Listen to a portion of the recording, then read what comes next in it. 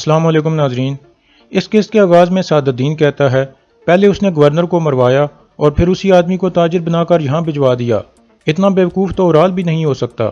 जानदार पूछता है, कौन है वो जो मेरे बेटे का नाम खराब करना चाहता है? सादुद्दीन कहता है, जिस शख्स ने शाही काफिले पर हमला करवाया था वही इसका भी जिम्मेदार है। इतने में एक सिपाही अंदर आकर सादुद्दीन को एक खत देता है। खत पढ़ने के बाद सादुद्दीन कहता है, कमांडर वैसूलियस ने जंग की तैयारी शुरू भी कर दी है। गवर्नर की मौत का बहाना बनाकर उसने बिजांतीन की फौज तलब कर ली है। अब मुझे सब समझ आ गई है जानदार साहब, उराल इस मामले में बेगुनाह है, आप परेशान मत हों। अब मुझे ये जंग रुकवानी होगी वरना बहुत ज़्यादा खून बहेगा। फिर सादुद्दीन एक सिपाही को कहता है, तैयारी करो, हम कारा जैसर के किले में जा रहे हैं।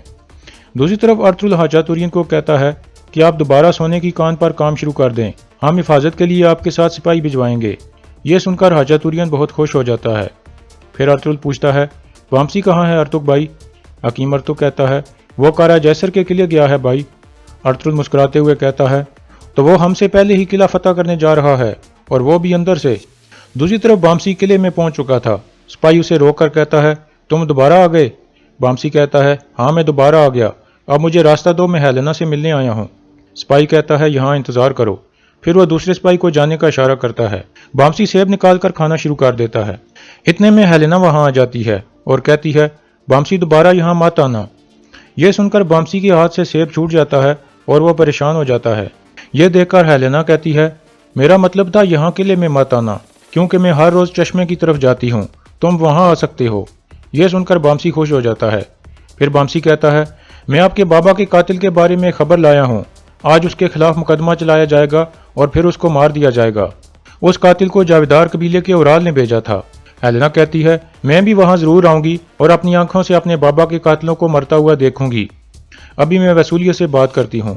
यह कहकर वो वहां से चली जाती है और वामसी अपने घोड़े की तरफ चल पड़ता है। दूसरी तरफ उराल कैदखाने में बंधा हुआ था। तुर्गत और दुआन उसके सामने बैठे हुए थे। दुआन कहता है, मुझे बहुत अच्छा लगता है जब हर कोई अपनी हकदार जगह पर पहुंच जाता है। तुर्गत कहता है, इस फितनाबाज की वजह से हमारे भाई शहीद नहीं होने चाहिए थे। ये आदमी जहन्नम के गहरे गड्ढे का हकदार है। उराल कहता है, तुर्गतल, अगर हम हर किसी की हकदार जगह की बात कर रहे हैं तो तुम दोनों इस खेमे के बाहर क्यों नहीं खड़े हो जाते? ये सुनकर तुर्गत सख्त गुस्से में आ जाता है, लेकिन दुआन उसे रोक लेता है। फिर तुर्गत कहता है, अगर ये मेरे ऊपर होता तो मैं किसी मुकदमे की परवाह न करता, मैं बहुत पहले तुम्हें सजा दे चुका होता।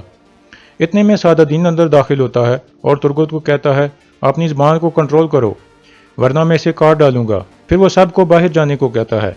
सबके जाने के बाद उराल गुस्से से कहता है, अमीर सादुद्दीन, आप अपने कैदी की ज़ियारत करने आए हैं? सादुद्दीन कहता है, आप जो बोते हैं वही काटते हैं। मैंने तुम्हें बहुत दफ़ा बताया और मैंने तुम्हें तुम्हारी ख्वाहिशात और बेवकूफ़ी के बारे में आगाह किया, लेकिन तुमने क्या किया? तुमने अर्तुल के साथ मुकाबला बाजी करके अपनी मौत का इंतजाम कर लिया। उराल कहता है, क्या गवर्नर को मैंने कत्ल किया है अमीर हजरत? क्या आप भी उसकी बातों में आ गए हैं? सादुद्दीन कहता है, नहीं, मैं जानता हूं तुमने गवर्नर को कत्ल नहीं किया, लेकिन तुम इसके अलावा भी बहुत सारे जुराइम के जिम्मेदार हो। हर किसी ने तुम्हारे लालच को तुम्हारे खिलाफ इस्तेमाल किया है। उराल कहता है, आप जानते हैं कि मैं बेगुनाह हूँ, तो फिर मुझे यहाँ से निकाल लें।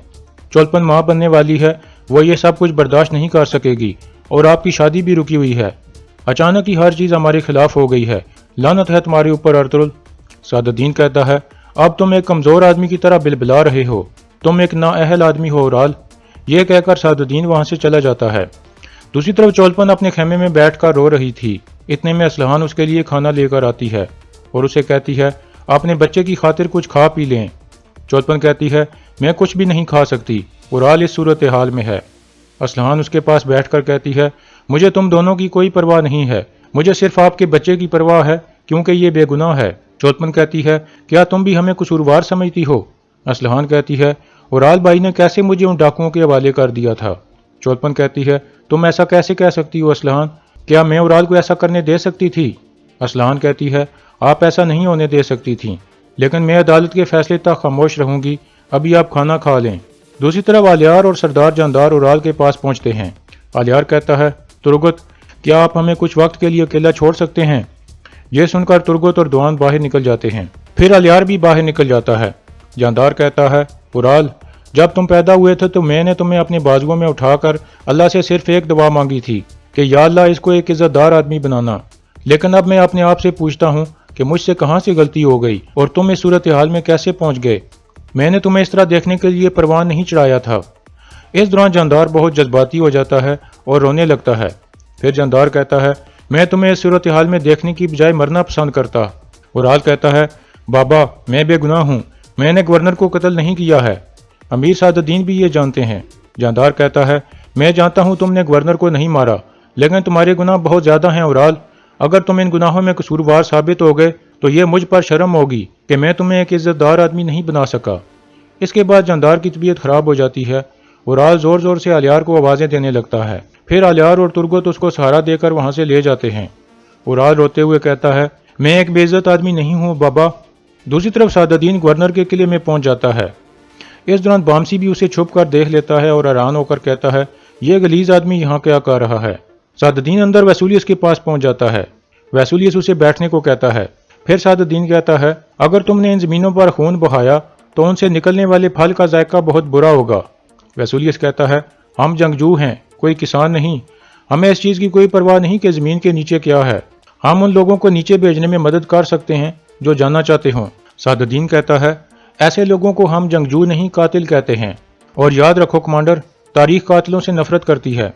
वैसूलियस कहता है, अब मुझे बताओ कि आप मेरे किले में क्यों आए हो। सादुद्दीन कहता है, मैं यहाँ तुम्हें यह बताने आया हूँ कि इस नक्शे को तब्दील करने का तुम्हारा ख्वाब पूरा नहीं होगा।